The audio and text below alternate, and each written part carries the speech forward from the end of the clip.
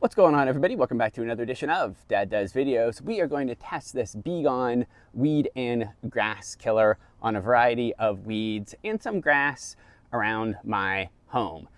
Now, this isn't the first time I've tested a weed and grass killer. We've done spruce, we've done spectricide, and we've done Roundup. If you're interested in looking at those results, go ahead and go to my description of this video and you will see the videos linked there.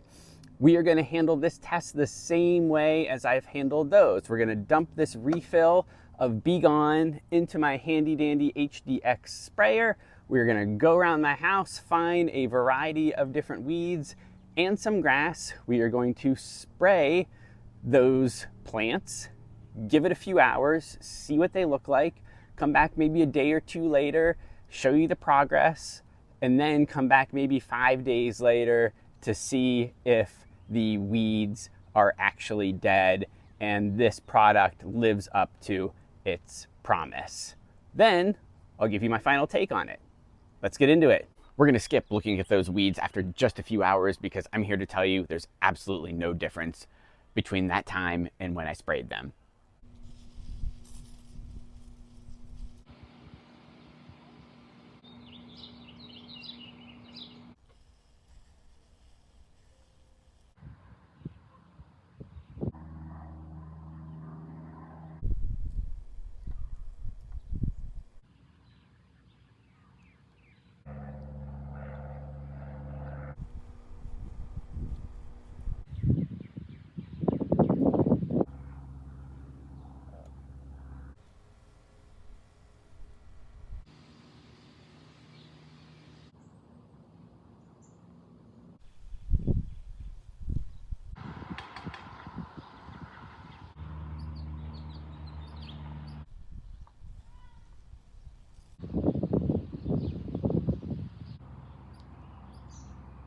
Okay, this product works. As you saw, only about a day later, there's a massive degradation in the weeds and the grasses. And bonus for us, about 12 hours after I applied the product, it rained. So that waterproof claim on the product bottle is true.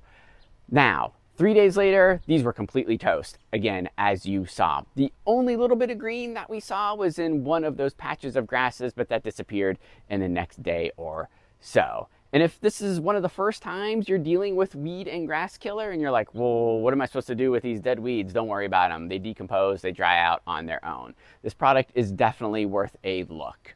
Thanks for watching, everybody.